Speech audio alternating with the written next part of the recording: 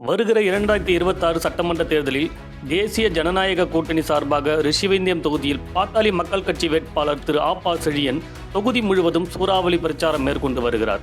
அதன் ஒரு பகுதியாக இன்று காலை கீரனூர், புது மண்டபம், மேல்தொட்டி, கீழ்தொட்டி, கரடி என எண்ணற்ற கிராமங்களில் மக்களை வீடு தேடி வீதி வீதியாக சென்று தீவிர வாக்கு சேகரிப்பில் ஈடுபட்டார். முன்னதாக புது மண்டபத்தில் வாக்கு சேகரிக்க வந்த திரு ஆபா செழியனுக்கு பட்டாசு வெடித்தும் மாலை அணிவித்தும் ஆரத்தி எடுத்தும் மக்கள் உற்சாக வரவேற்பை அளித்தனர்.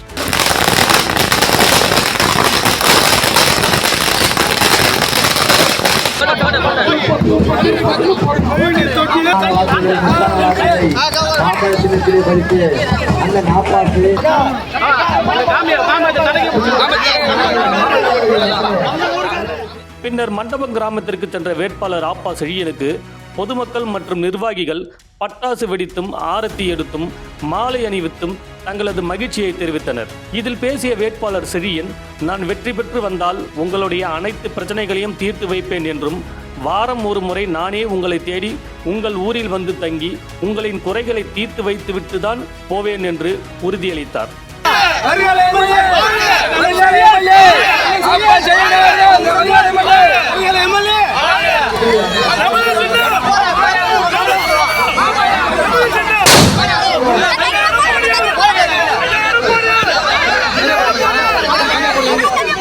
பிறகு மேல்தொட்டி கிராமத்திற்கு சென்ற வேட்பாளர் செழியனுக்கு பொதுமக்கள் மற்றும் நிர்வாகிகள் பட்டாசு வெடித்தும் ஆரத்தி எடுத்தும் மாலை அணிவித்தும் உற்சாக வரவேற்பை அளித்தனர். பிறகு மேல்தொட்டியில் உள்ள எம்ஜிஆர் சிலைக்கு மாலை அணிவித்து மரியாதை செலுத்தினார். அங்கிருந்து சென்ற திரு ஆபா செழியன் கீழ்தொட்டி கிராமத்தில் உற்சாக வரவேற்பை பெற்றார்.